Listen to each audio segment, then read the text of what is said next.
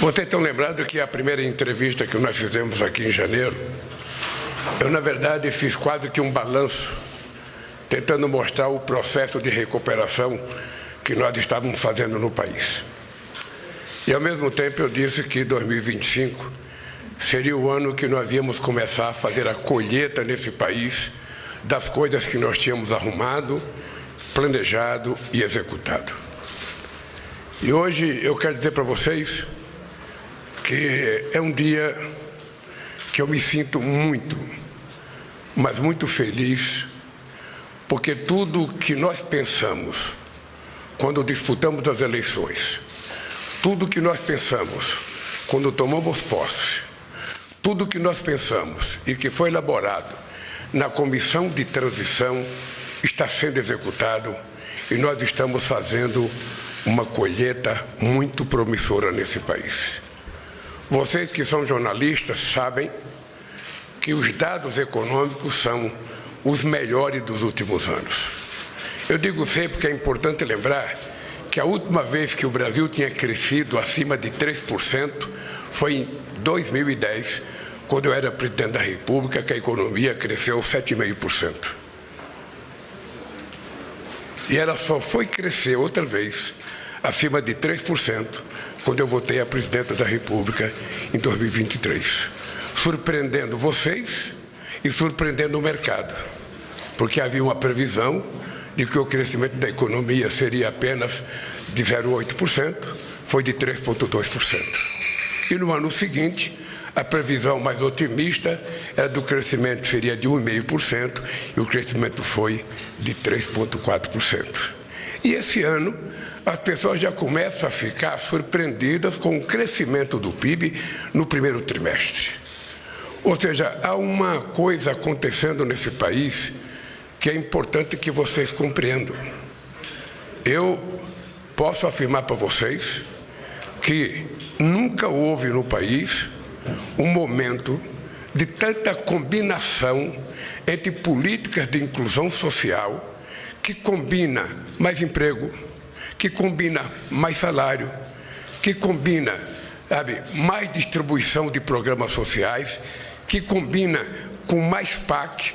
Nós já executamos 711 bilhões até agora nas abas do PAC, entre obras públicas e privadas, numa demonstração de que as coisas estão andando com bastante rapidez e muitas das coisas a gente quer ver se a gente consegue entregar definitivamente até o final de 2026, porque habitualmente, muitas vezes, um governo sai, entra outro e as obras têm paralisação. Vocês sabem que eu disse na outra vez que nós encontramos 87 mil casas do Minha Casa Minha Vida paralisada. Nós encontramos quase 3 mil creches paralisadas. E esse momento extraordinário de crescimento da renda, de crescimento do salário, da geração de mais emprego, de mais política de inclusão social, de uma quantidade extraordinária de crédito que nós estamos fazendo. Anúncios como nós fizemos a semana passada da redução da energia elétrica, para que as pessoas que consomem até 80 quilowatts, não pague nada, e quem ganha até de um salário mínimo a 120, que tem a renda per capita de meio a 120, vai pagar até 120, vai ter desconto. Ou seja, isso para ajudar as camadas mais pobres da sociedade brasileira a não viver num apagão, a não viver na base do candeeiro, mesmo tendo um bico de luz dentro de casa. A medida que nós fizemos do imposto de renda é para fazer justiça nesse país. Eu tenho certeza que o Congresso Nacional vai aprovar, porque é necessário que a gente consiga desobstruir a possibilidade de viver melhor, de consumir melhor. A política do pé de meia, a política universitária que estamos fazendo, a política de tentar até 2030 fazer com que 80% das crianças se alfabetizem até o segundo ano de escolaridade. O nosso compromisso de tentar estabelecer a maior quantidade possível de escola de tempo integral para que a gente possa definitivamente resolver o problema educacional no país é uma coisa que nós estamos comprometidos, estamos vendo acontecer e vai acontecer cada vez mais. Vocês sabem que nós anunciamos mais 102 institutos federais novos, porque nós sabemos que a mão de obra qualificada é uma necessidade para esse país. Nós já tivemos aqui o governo que dizia que não se preocupava com a economia era com o ministro da Economia, a agricultura era com o ministro da Agricultura, trabalho era com o ministro do Trabalho. Eu me incomodo com tudo. Eu olho tudo, eu tento discutir tudo, porque tudo, muitas vezes tem sucesso, não vem para a mesa da presidência, mas quando tem um fracasso, termina na mesa da presidência para a gente tentar resolver. Então eu estou num momento exitoso, sabe, com o resultado que estamos colhendo no Brasil, com a dificuldade de um país que sofreu um baque muito grande nos últimos 7 anos, antes da gente chegar à presidência da República, um retrocesso que jamais a gente imaginava que o Brasil pudesse receber. Quando nós anunciamos o fim, sabe, tirando do Brasil do mapa da fome em 2014, eu jamais imaginei que ia voltar à presidência da República e encontrar 33 milhões de pessoas voltando ao mapa da fome por irresponsabilidade de pessoas que não quiseram governar isso. Eu estou feliz porque essa semana eu fui visitar a transposição de água do São Francisco. E os jornalistas que trabalham mais tempo aqui nessa casa, que acompanham mais perto, sabe o sacrifício que foi a gente conseguir aprovar a transposição das águas do São Francisco. Hoje, eu poderia dizer para vocês que seria importante, quando vocês estiverem férias, ao invés de visitar outro país, tente fazer uma visita no que aconteceu, sabe, no canal da transposição do São Francisco. Porque nós estamos atendendo 4 estados da federação, estamos tirando 13 milhões de pessoas da miséria da água, que não existiu durante muito tempo, e talvez seja o maior projeto hídrico acontecido no mundo nesse século XXI, ou quem sabe no outro século também. É importante verificar porque é uma obra excepcionalmente importante, e eu digo que às vezes os deputados não conhecem, os jornalistas não conhecem, o governo não conhece, sabe? E muita gente não conhece, porque muita gente não sabe, porque também nós não informamos corretamente o que é o canal do São Francisco. Bem, dito isso, nós acabamos de lançar o programa Agora Tem Especialista. Essa era uma obsessão minha. E a gente sabe que quando você lança um programa, é mais ou menos como um jogo de futebol. O jogo começa e você sabe que a gente só vai ter o resultado depois dos 90 minutos, sabe?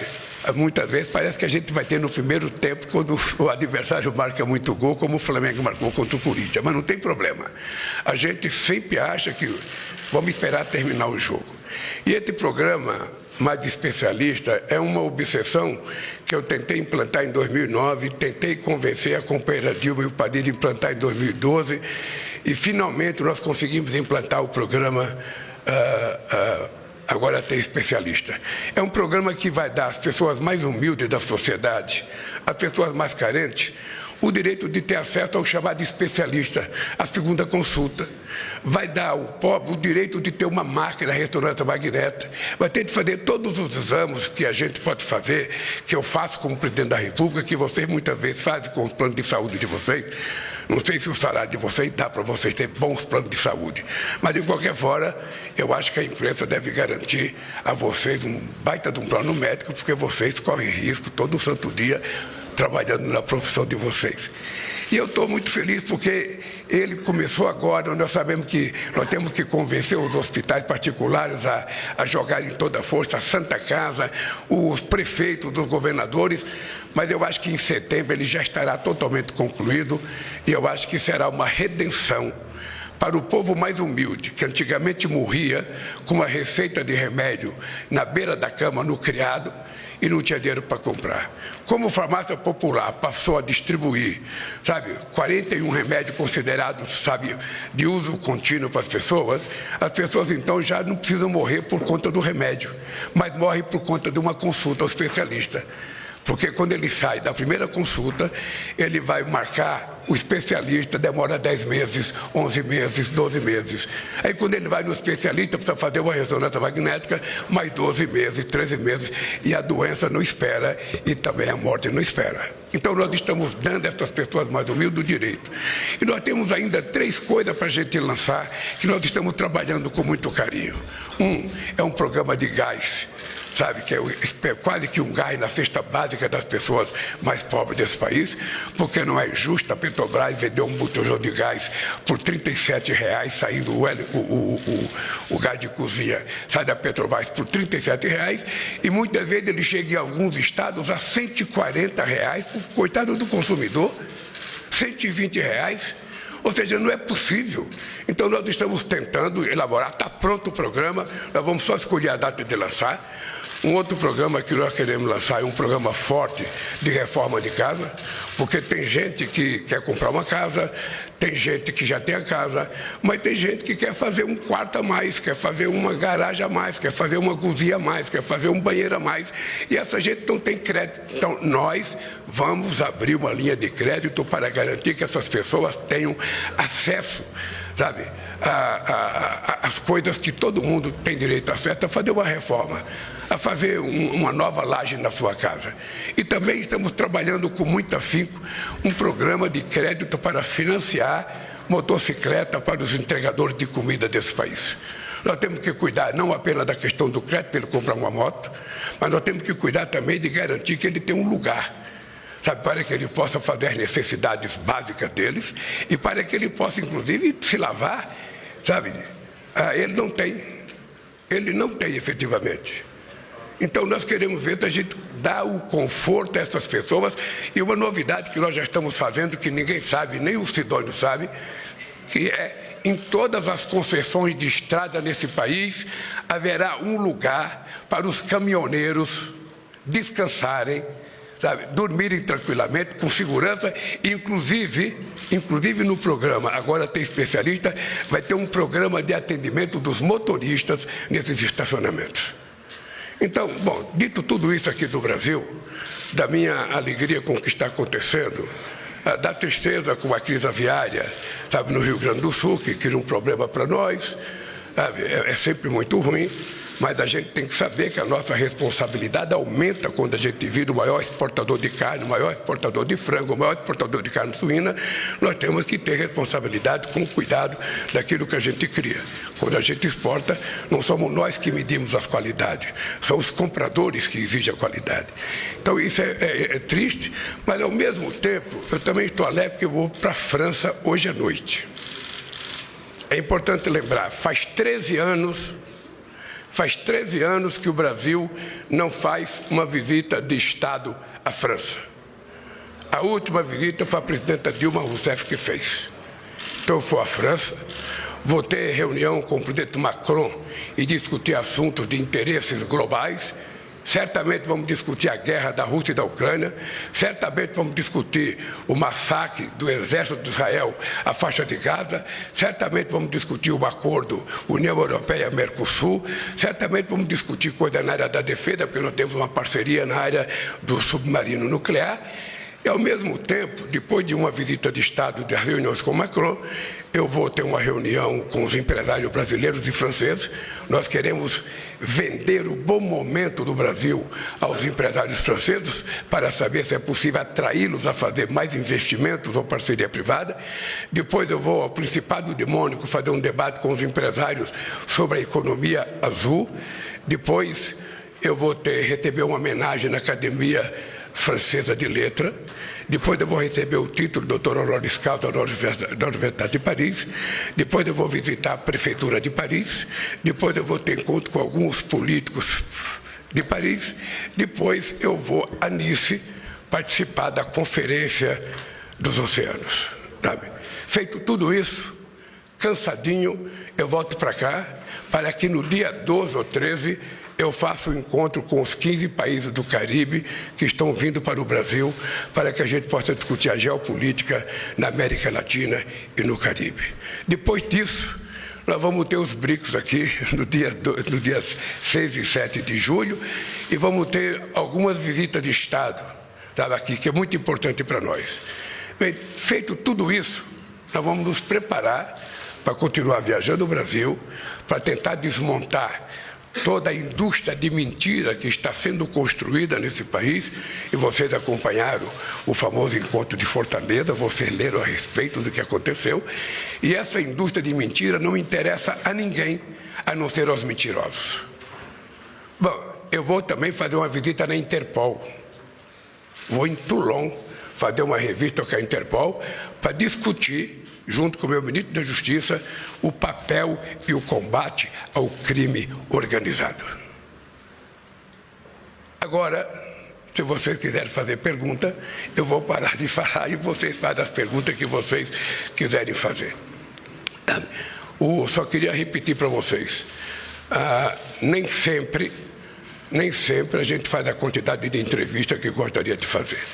Eu não vou jogar a culpa nos meus homens de comunicação, não, porque eu sou um pouco complicado para dar entrevista, mas eu acho que, como nós temos muito para falar, mas muito mesmo, se tem uma coisa que nós temos para falar, sabe, é sobre economia, sobre meio ambiente, sobre desenvolvimento, sobre indústria. Vocês sabem que quantos anos vocês não ouviram falar de crescimento industrial nesse país? Quanto tempo? Nós crescemos 3,4%, ou seja, com um programa que nós lançamos chamado, sabe, Indústria Brasil, que é um investimento enorme de empresários, do crédito do BNDES, crédito do Banco do Brasil, da Caixa Econômica, da FINEP, ou seja, porque essa é uma razão pela qual a gente voltou a governar esse país. O Brasil não pode continuar sendo um país que um ano está na 8ª economia do mundo, no outro ano está na 12ª, está na 13ª.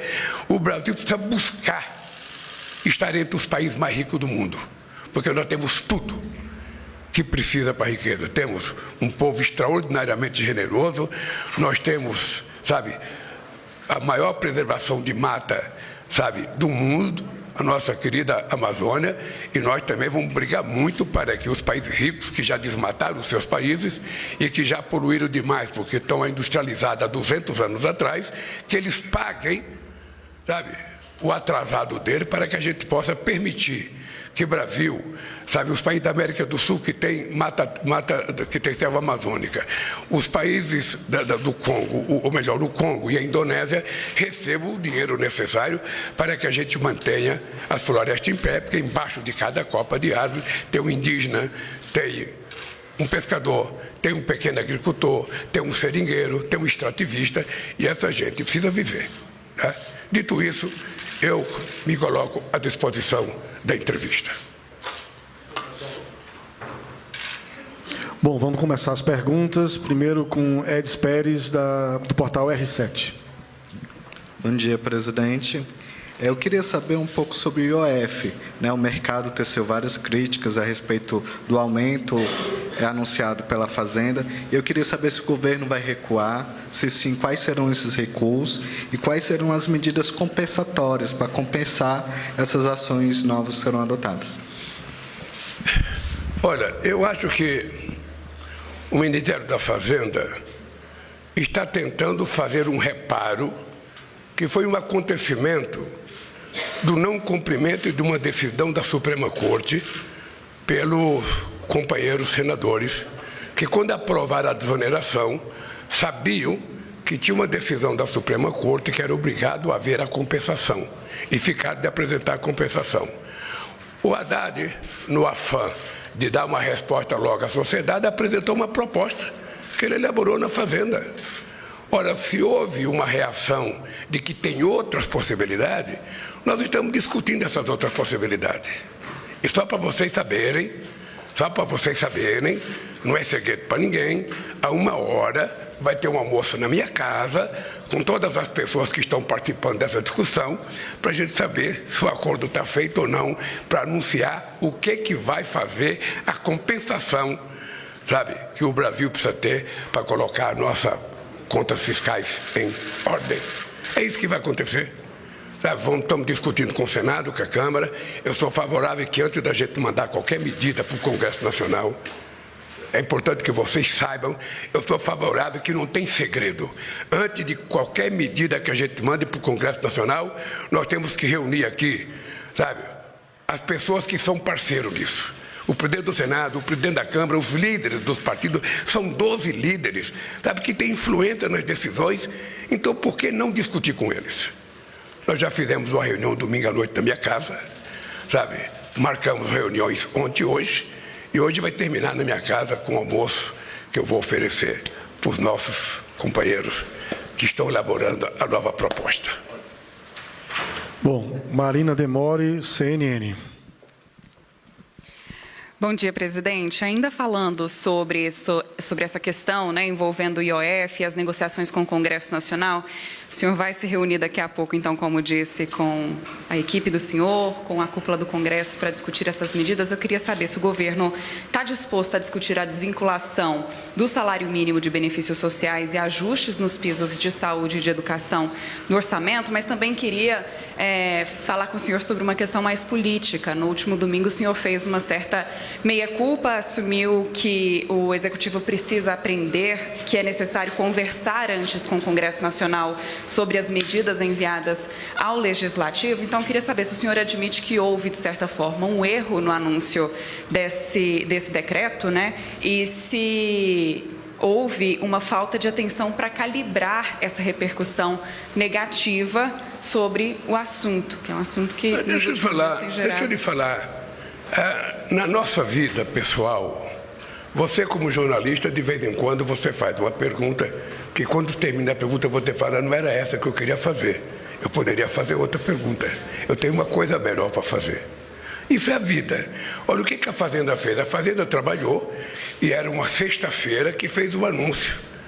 Tá? Eu já não estava mais aqui, poderia ter feito uma discussão. Sabe, não aconteceu, porque era uma sexta-feira e eles queriam anunciar rápido isso, para dar tranquilidade à sociedade brasileira. Eu não acho que isso tenha sido erro, não. Eu acho que foi um momento político, sabe? Em nenhum momento, o companheiro Haddad teve qualquer problema de rediscutir o assunto. Em nenhum momento. A apresentação do UF foi o que eles tinham pensado naquele instante. Sabe? Aí se aparece alguém com ideia melhor e ele topa discutir, vamos discutir. É isso que a gente tem que fazer. Essa discussão que eu acho que a gente tem que fazer com as lideranças é porque nós precisamos dar um voto e um crédito aos nossos líderes. Ninguém pode ser líder do governo e o governo mandar alguma coisa para lá sem conversar com eles. Essa é uma prática política que nós temos que aprender a fazer. Toda vez que a gente toma uma atitude sem conversar com as pessoas que vão ter que nos defender e defender a proposta, a gente pode cometer erros.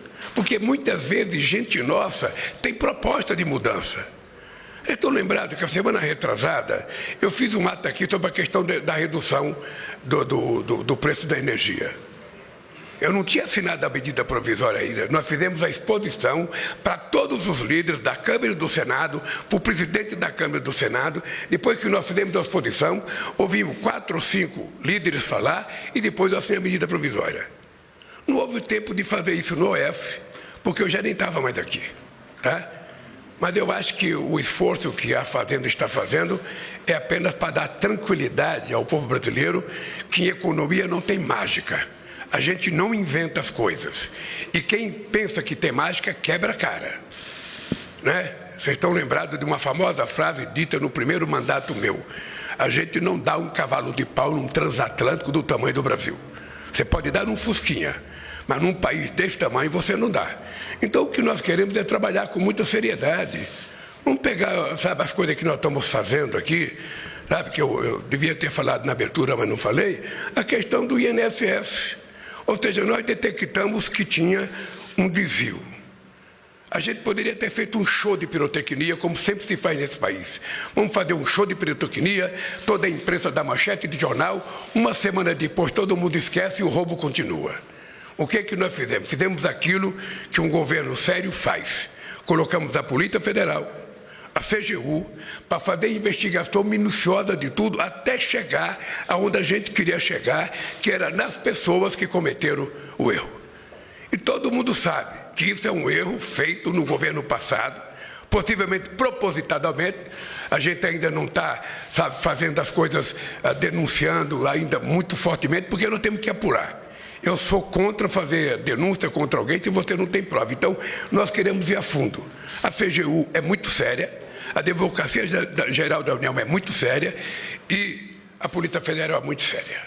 Então, nós vamos investigar. Quem errou vai ser punido. E o que vai acontecer? Nós vamos devolver o dinheiro para os aposentados que foram lesados pela quadrilha, sabe, que roubou aposentado. Antigamente as pessoas roubavam banco.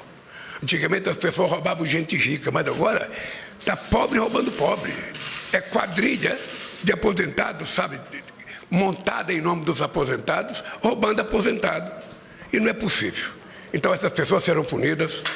Nós não queremos punir nenhuma entidade de forma precipitada, por isso a cautela que eu disse à CGU, disse à Polícia Federal, muita cautela para a gente não levar uma pessoa a ser crucificada e depois a gente não pede desculpa. Eu quero que não tem importância que demore uma semana a mais, um mês a mais. O que eu quero é somente a verdade para a gente punir quem que tiver que ser punido. Só quem não pode ser punido são os aposentados. Esses precisam ser ressarcidos e nós vamos ressarci-los imediatamente. O que nós estamos pedindo é dando uma chance às entidades para que elas apresentem prova da veracidade da assinatura das pessoas. Até agora não apresentaram. Se alguma apresentar, será levada muito a sério, será investigada corretamente e se ela não cometeu nenhum erro, ela não tem que pagar o preço. Mas as outras terão que pagar o preço. Com perda de patrimônio, sabe, com devolução daquilo que puder devoluir, para que a gente possa ajudar os aposentados a andarem de cabeça erguida nesse país. Vamos agora para Fábio Murakawa, do Jota. Sobre a desvinculação do salário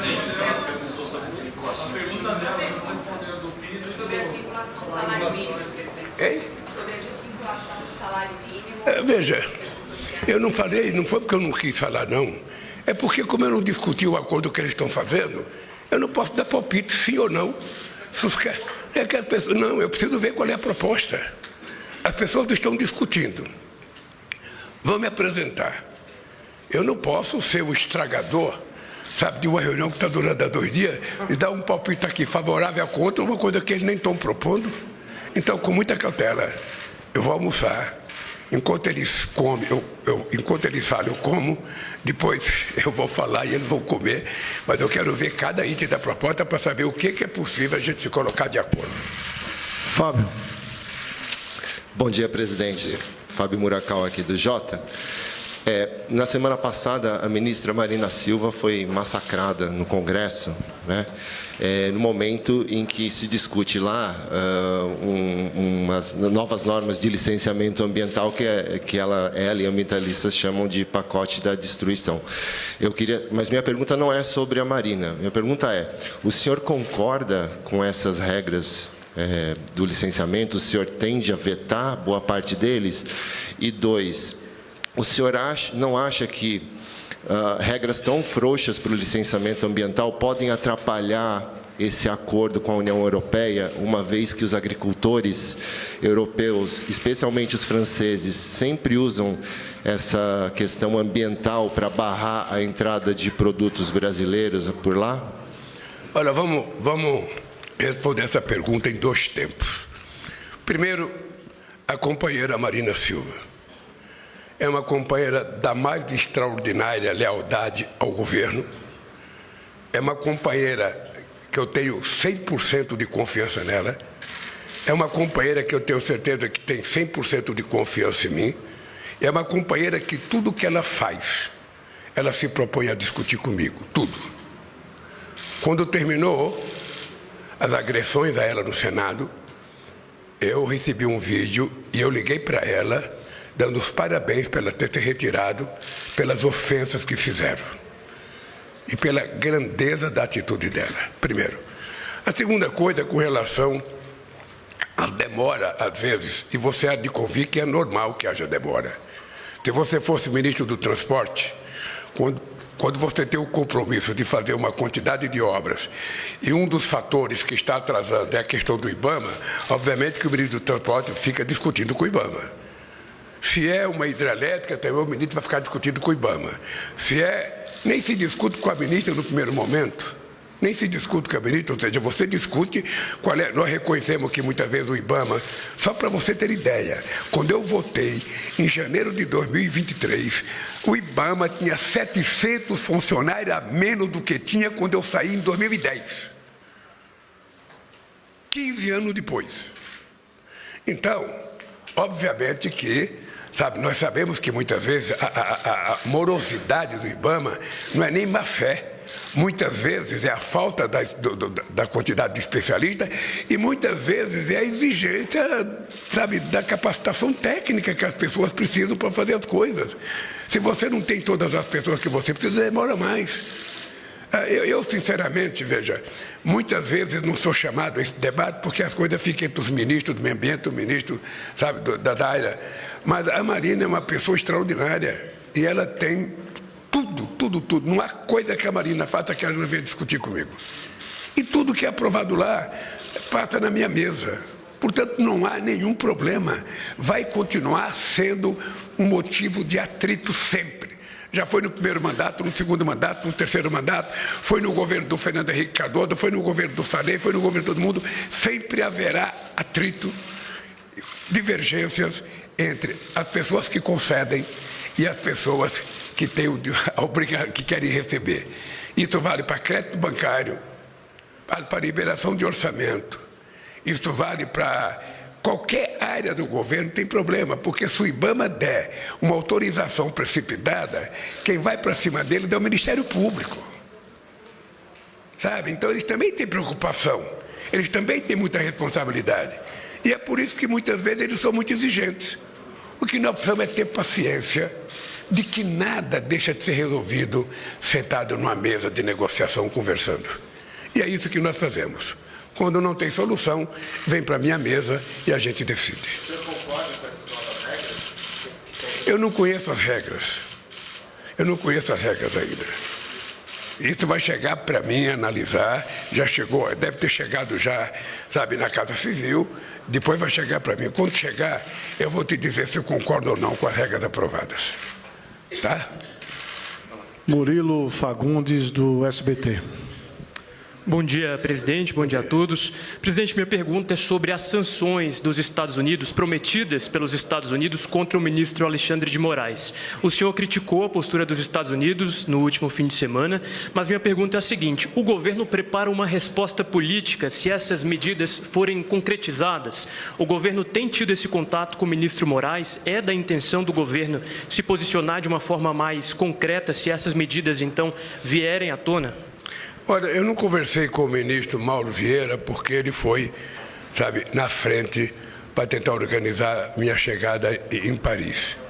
Mas eu vou dizer para você o que eu penso, tá? E o que eu pensava vai ser a decisão do governo.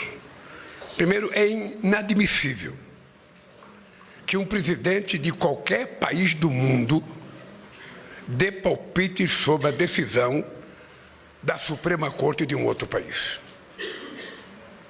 Se você concorda ou você não concorda, silencie. Porque não é correto você dar palpite. Não é correto você ficar julgando as pessoas. Eu já tive o meu passaporte suspenso nos Estados Unidos. Eu já tive o passaporte suspenso. Sabe? Eu acho que os Estados Unidos precisam apenas compreender que respeito à integridade das instituições de outros países é muito importante. É muito importante, porque nós achamos, sabe, que num país não pode ficar se intrometendo na vida do outro, querendo punir um outro país. Isso não tem cabimento. Então, a minha oposição na questão do comércio, na taxação que foi feita com relação ao Brasil, a orientação que nós demos é o seguinte: primeiro, nós vamos tentar gastar todo o tempo possível negociando. O ministro Alckmin e o ministro Mauro Vieira já fizeram várias reuniões. Segundo, se não houver um acordo, nós vamos entrar na Organização Mundial do Comércio ou vamos fazer, sabe, uma decisão de ter uma reciprocidade. É isso que vai acontecer. Tá? Eu acho que o mundo tem regras civilizatórias para a convivência entre os países. O multilateralismo foi uma das coisas mais extraordinárias criadas depois da Segunda Guerra Mundial. E é importante a gente respeitar. E como eu gosto de respeitar, eu gosto de ser respeitado. Tá? Então, por enquanto, o que nós temos é fala de pessoas, sabe? Mas pode ficar certo que o Brasil vai defender não só o seu ministro, mas defender a Suprema Corte. O que é lamentável é que um deputado brasileiro filho do ex-presidente, está lá a convocar os Estados Unidos para se meter na política interna do Brasil. É isso que é grave. É isso que é uma prática terrorista. É isso que é uma prática antipatriótica. Um cidadão que é deputado renuncia ao seu mandato, pede licença ao seu mandato, para ir ficar tentando lamber as botas do Trump e de assessor do Trump, pedindo intervenção na política brasileira.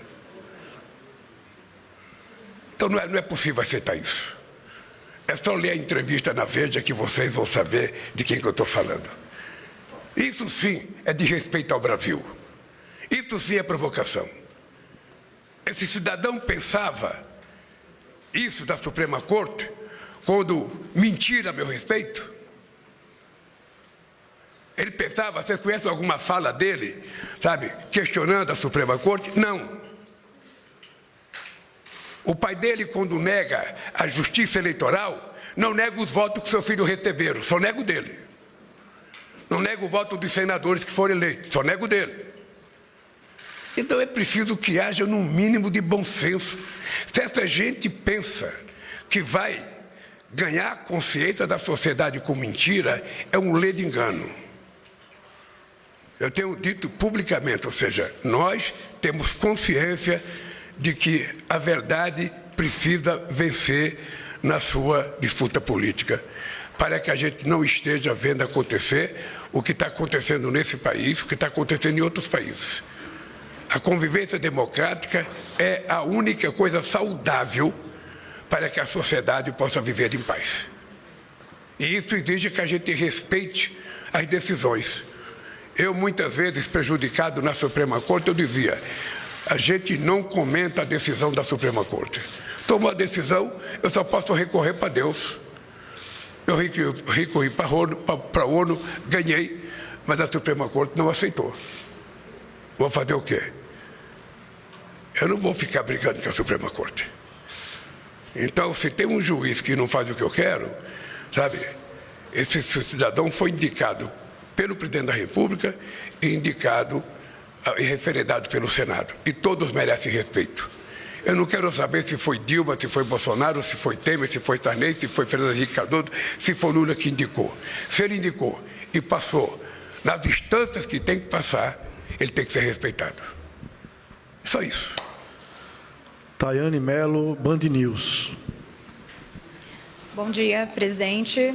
O senhor estava comentando agora sobre a questão do INSS, né? Mais perto do microfone, querida. O senhor estava comentando sobre a questão do INSS, das fraudes, que as fraudes começaram no governo passado e tudo mais, mas levando em conta as investigações e que associações ligadas ao PT, ao Partido dos Trabalhadores, foram citadas, com TAG, Sindinap também, que o irmão do senhor é vice-presidente, inclusive. O que o senhor acha de, depois do pente fino que for passado, que o Ministério da Previdência já falou, inclusive, que essas associações elas continuem atuando por meio, né, do INSS, fazendo esse vínculo entre beneficiários e essas associações? O que o senhor pensa a respeito disso, desse trabalho das associações continuar depois de todos esses escândalos? Olha, os pagamentos que eu sei foram suspensos para todas as entidades.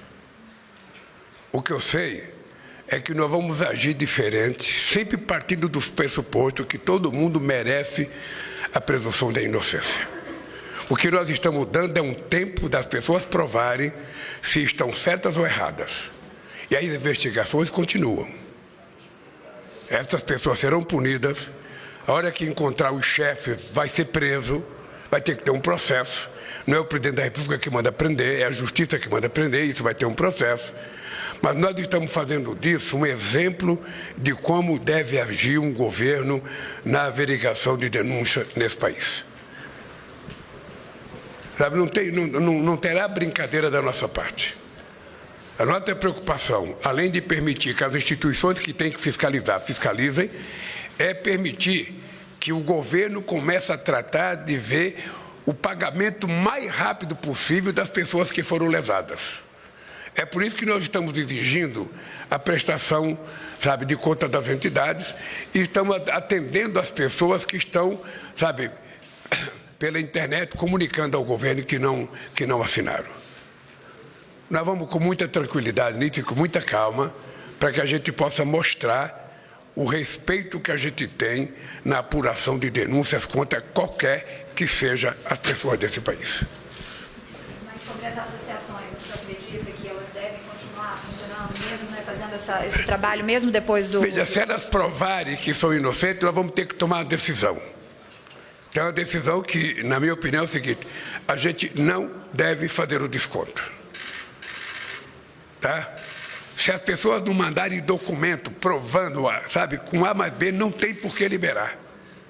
Houve um erro, porque houve um afrouxamento no governo passado das regras.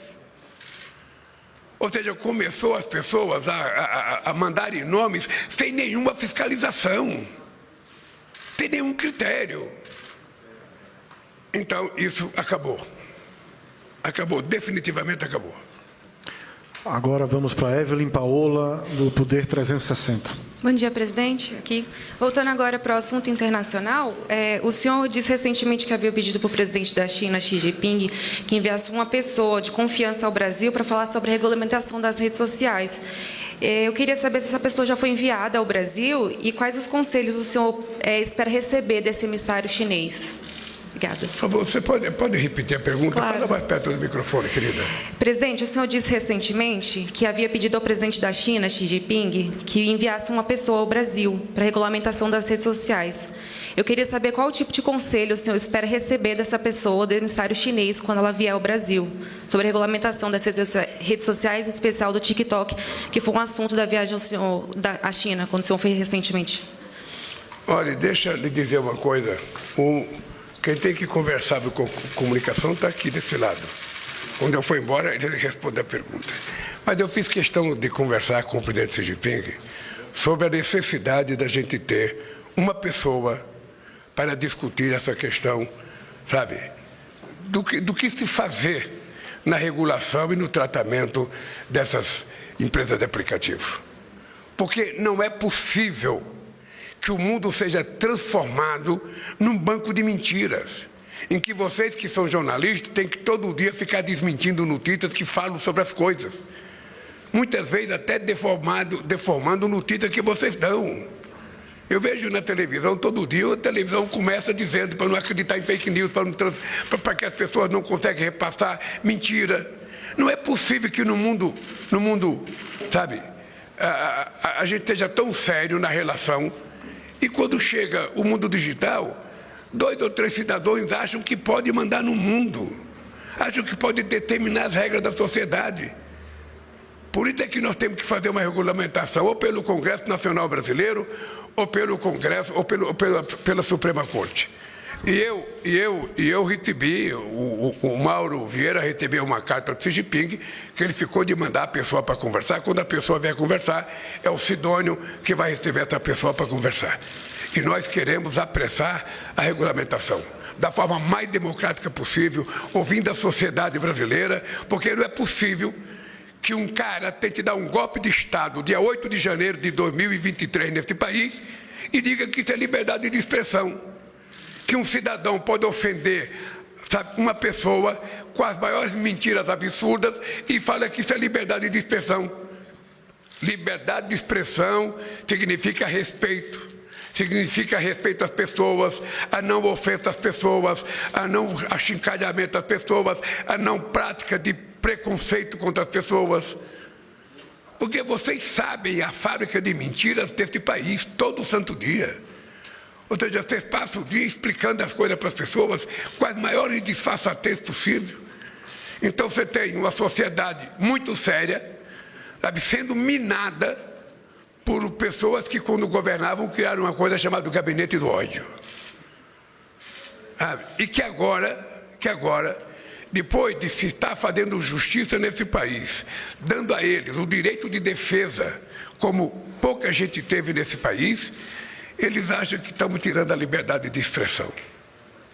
Nós estamos tirando a liberdade de contar safadeza nesse país, de respeitar a democracia nesse país, de respeitar o direito dos outros, de respeitar a nossa Constituição. É isso que nós estamos fazendo. E vamos fazer. Pode ficar certo que nós iremos vencer essa batalha. Vamos agora para Eric Rianelli, da Globo News. Bom dia, presidente. Bom dia aos colegas. Eric aqui da Globo News. O senhor fez trocas no seu ministério recentemente, 2 trocas esse ano.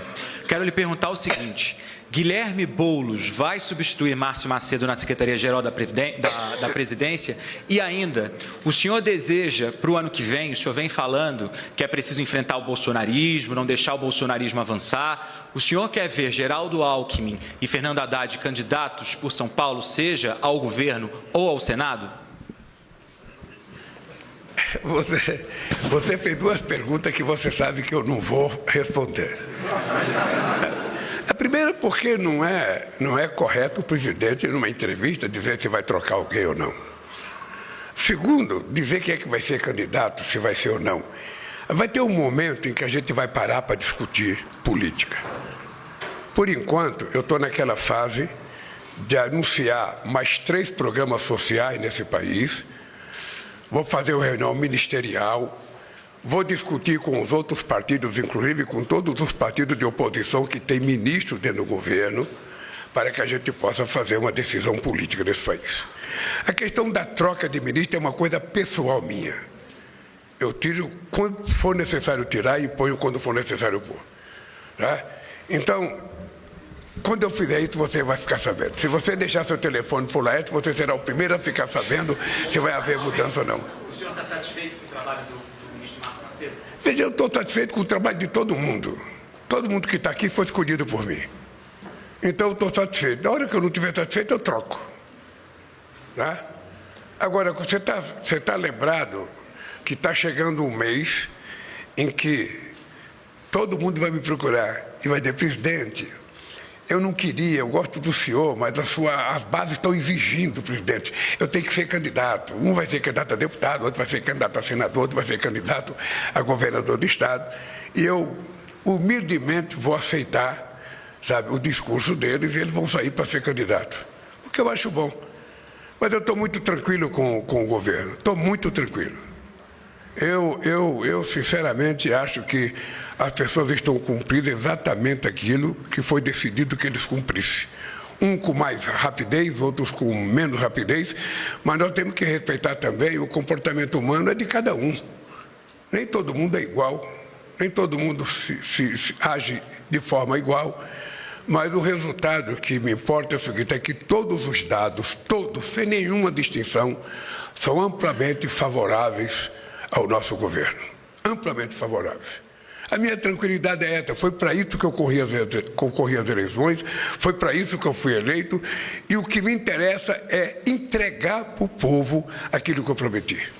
Se eu chegar no final do ano que vem e não ter entregue, o povo, sabe, tem o direito de dizer o seguinte: cara, tchau e benção. Tá? É assim que o povo faz. Por isso que a democracia é importante. Porque tem alternância de poder.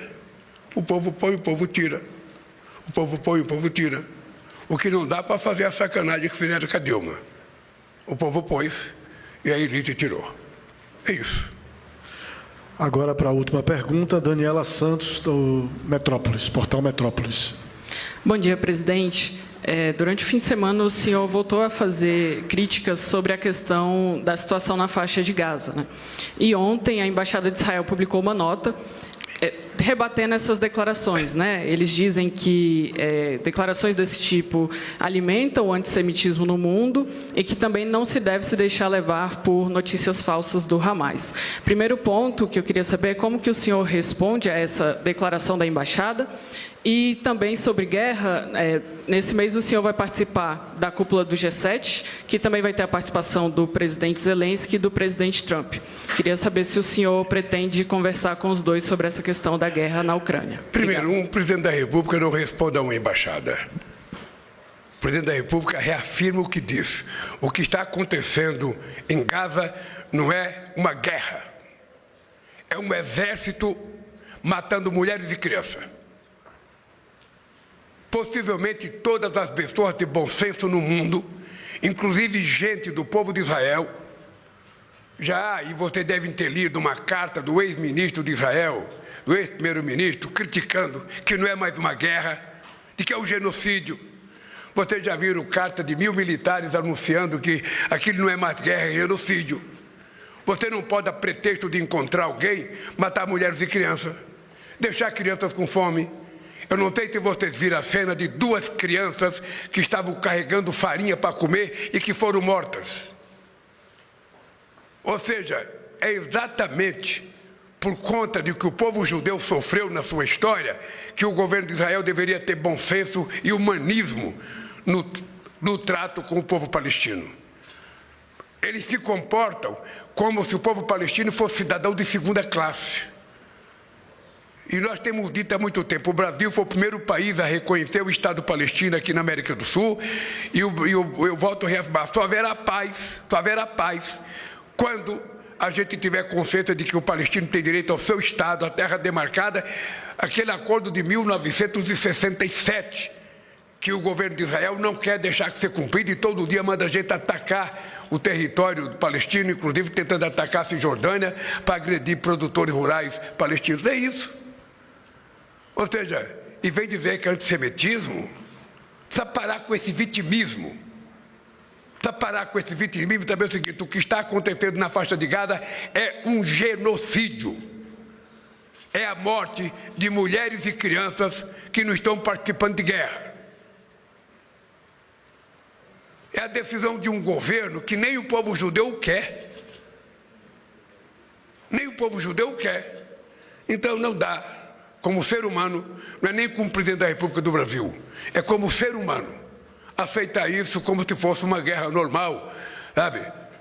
Não é. Então, a segunda coisa é o G7. Eu estou convidado para o G7.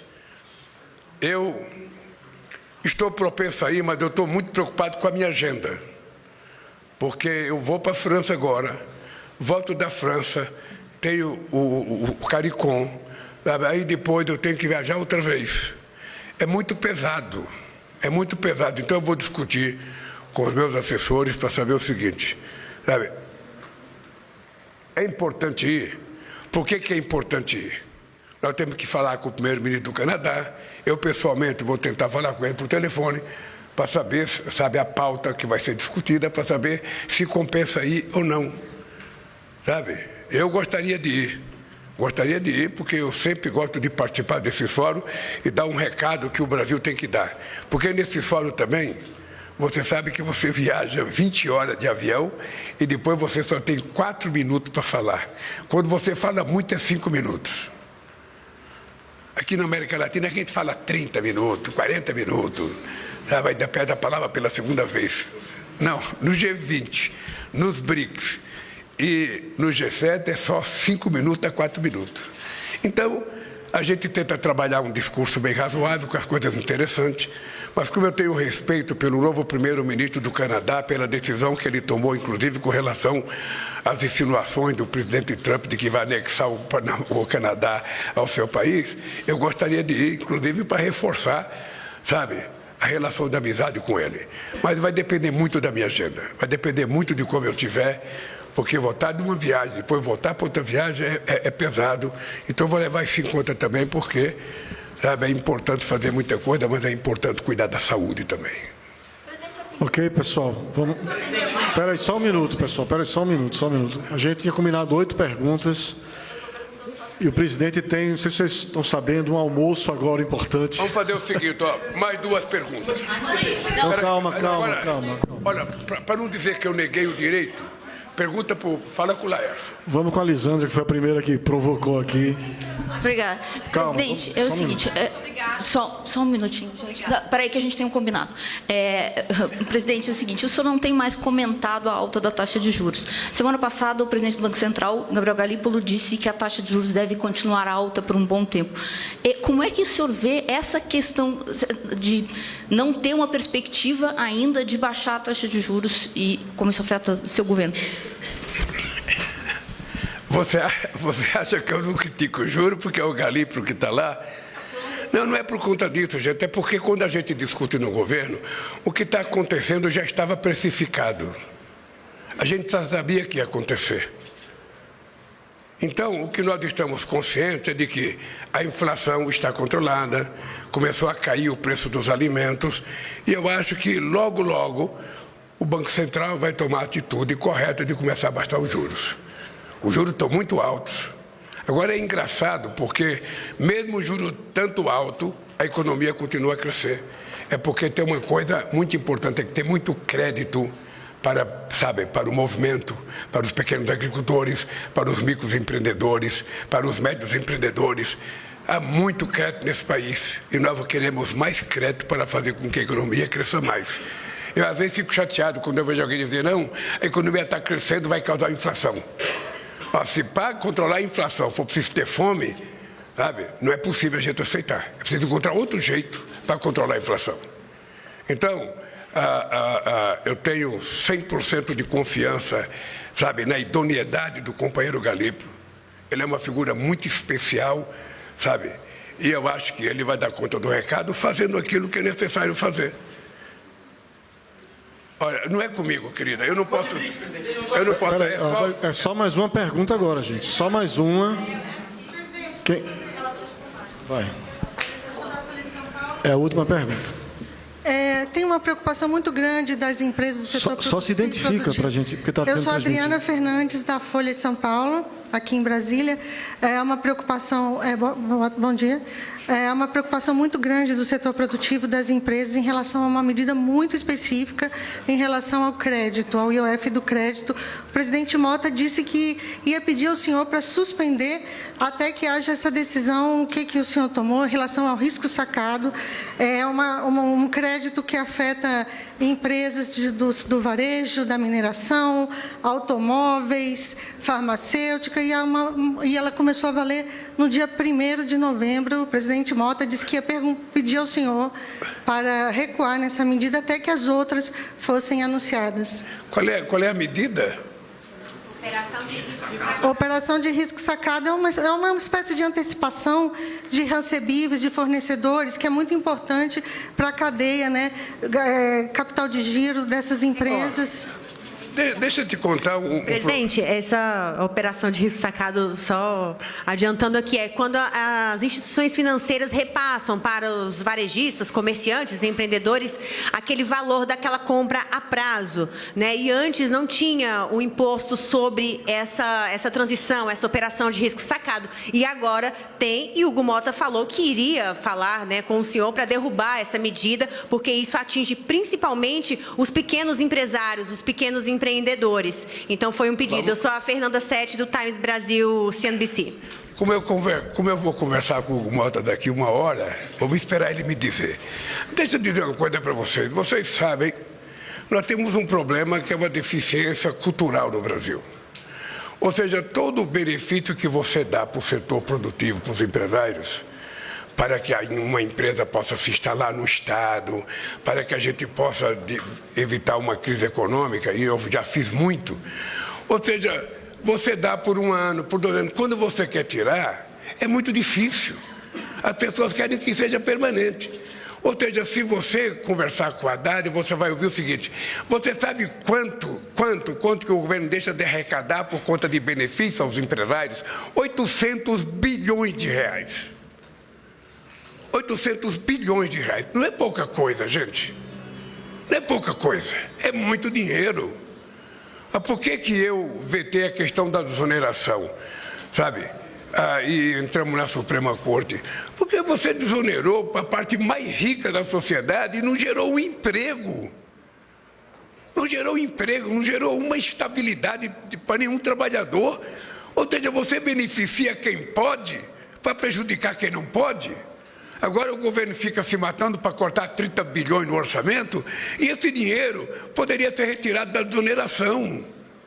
Poderia ser tirado desses 800 bilhões.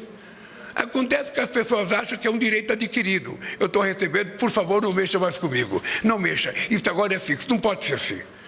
Deixa eu te falar uma coisa para vocês, com muita sinceridade.